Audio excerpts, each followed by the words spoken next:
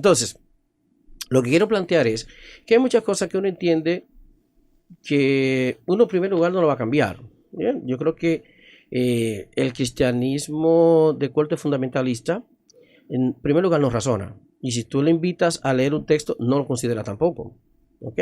Entonces, yo creo que siempre va a haber un reducto, siempre va a haber un sector del cristianismo que será conservador, fundamentalista y se va a oponer a cualquier cosa que tenga que ver con un cambio, ya sea en la forma de hacer las cosas, en la forma de plantear ciertas realidades que tienen que ver con la Biblia, con la teología. ¿Ok?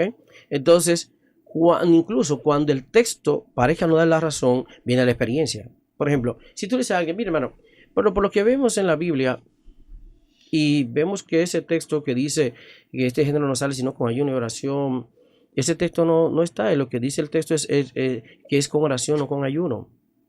Te van a decir, mira hermano, te puedes decirme todo el griego que quiera, tirarme todo el hebreo que sea. Solo yo sé, hermano, el poder que recibo cuando tengo 4 o 24 horas de ayuno. Y si te hace una serie de cosas ahí que vaya a ver. Entonces, ahí viene, ahí no hay teología que valga, ahí no hay exégesis que valga contra la experiencia. ¿Y cómo? Por ejemplo, a veces el cristiano tiende a juzgar al católico porque entiende que él tenía un problema, oró a la Virgen y la Virgen le resolvió. Bueno, ok. Él hace lo mismo, pero él dice que Jesús lo sanó.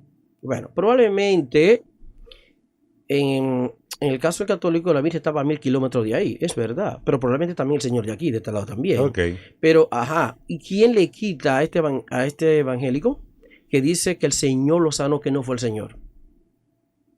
¿Y quién le quita al católico que dice que oró a la Virgen y la Virgen la ayudó? ¿Quién?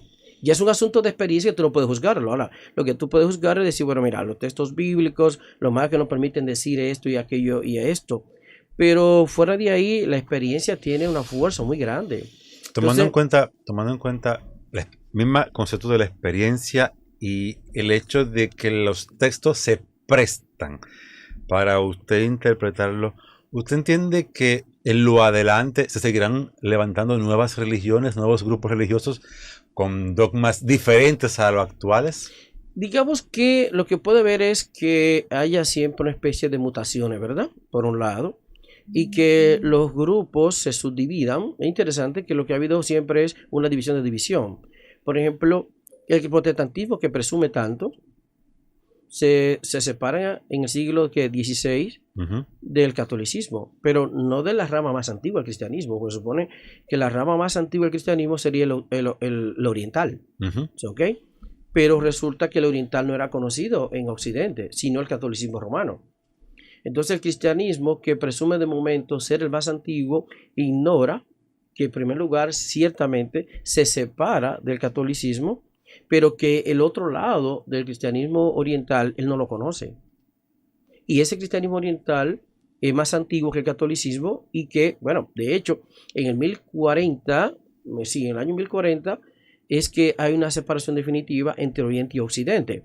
Entonces, nota, en 1040, siglo XI, hay una separación entre Oriente y Occidente. Había el pleito aquel entre cuál era el que debía tener la primacía, si el obispo de Constantinopla o el obispo de Roma.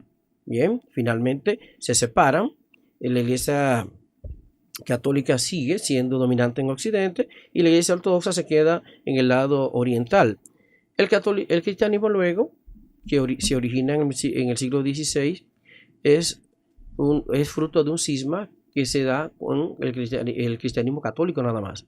¿Ok? Entonces, en ese sentido, luego viene en la época histórica, ¿verdad? Y comienza hasta que llegue hace un ratito a los pentecostales, que son apenas a principios del siglo XX. Sí, a principios del siglo XX. Ok, entonces, ¿qué significa? Pero de momento el cristianismo pentecostal se cree que es el mejor de todos los cristianismos. Es el último que aparece. Y ya tiene como 4 divisiones o 5. 5, no, millones. De hecho, no hay forma.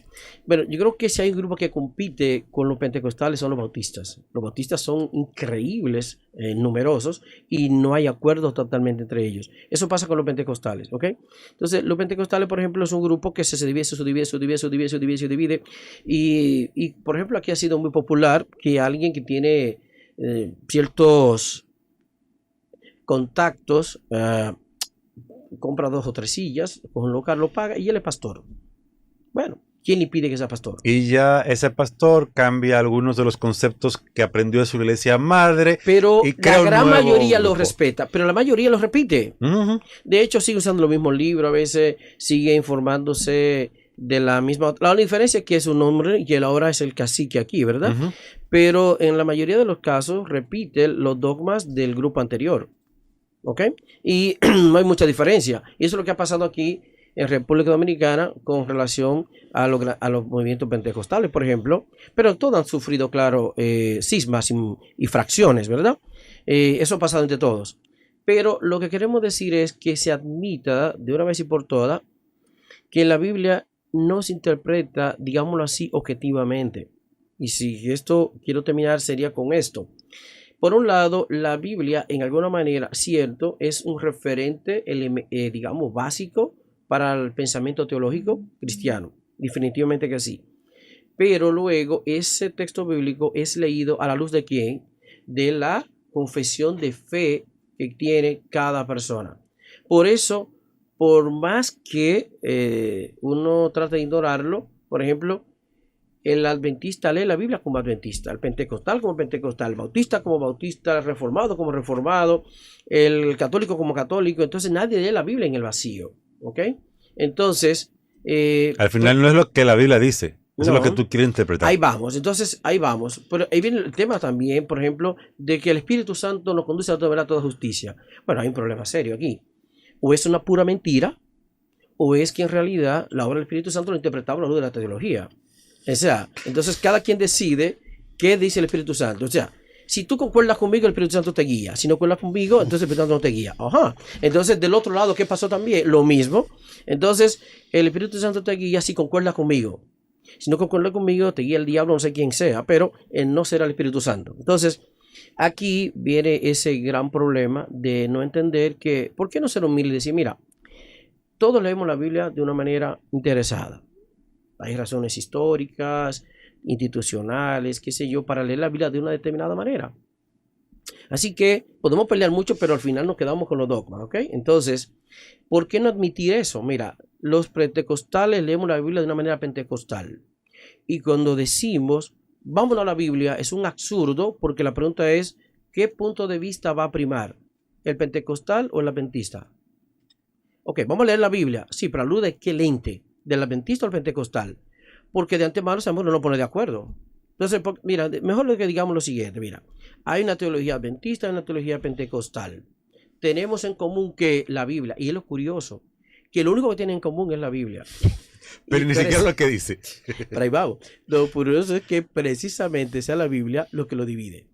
No la Biblia, exactamente la Biblia, sino la forma en que se interpreta la Biblia. Bien, por lo tanto, pero si tú veas a ver cualquier curso de hermenéutica, por ejemplo, de cualquier de esas corrientes, en su instituto bíblico o seminario, no te van a decir eso, lo que yo te estoy diciendo. No, te van a decir, y no te van a decir, mira, tú estás estudiando aquí la Biblia, ¿verdad? Pero aquí enseñamos la Biblia según la teología adventista. Bien, bueno, aquí estamos enseñando la Biblia, pero según la teología pentecostal. Sepa eso, y punto. Si usted ve que no llegan a las mismas conclusiones que otras teologías, es natural porque ellos leen la Biblia desde otra perspectiva, en comprometida con otros dogmas y no con los dogmas nuestros, ¿ok? Por lo tanto, yo creo que la figura del Espíritu Santo es una especie como de títer, ¿verdad? Que cada teología manipula a su interés, en su particular ventaja, y solo resulta ser la guía del Espíritu Santo cuando coincide con los dogmas de ellos. Con lo demás, no sé qué le pasó al Espíritu Santo.